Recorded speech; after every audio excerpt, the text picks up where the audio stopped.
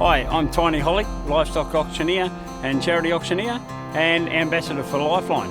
I was born and raised in Geraldton and lived a lot of the time on a family farm. The farmers are finally getting what they deserve and the city people are starting to wake up. At the age of 11 years of age, I heard a song called The Auctioneer, and I said to my grandfather then that that's what I want to do. Right over there, quality ball, ladies and gentlemen, you price it away for lot number 6. And here I am today in probably the best job of my life. I got 11,000, now tell the other bloke to have 1. I get paid to do what I love and my passion. At $13,000 and I sell betting. There's always been one thing hanging over my head though, is the dreaded depression. I had a huge amount of health problems at the time.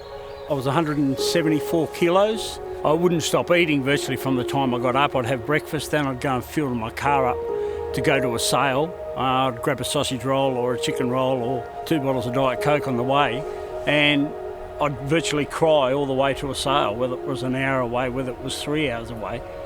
But then I'd get to the sale and the tears would stop.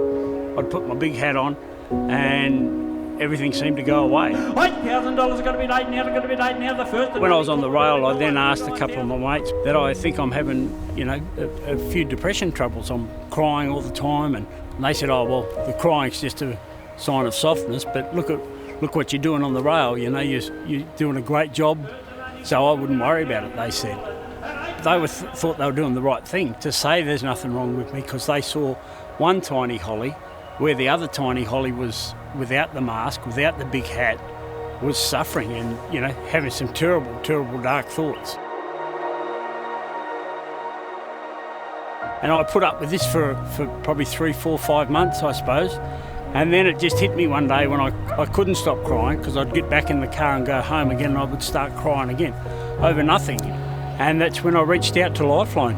And 13, 11, 14 was the number that saved my life. There's no doubt about that. Hearing someone that would listen and not judge me like my great mates and workmates did, it was like an angel talking to her. She changed my outlook on everything. Such an easy call to be able to make, but it's a very hard call to make. To see where I'm at now, I've lost 70 odd kilos, got the best job in Australia, and that Lifeline call and that lady's voice on the other end of the phone, I can still hear to this day, that it is okay. And I think I'm now living proof that it can turn around.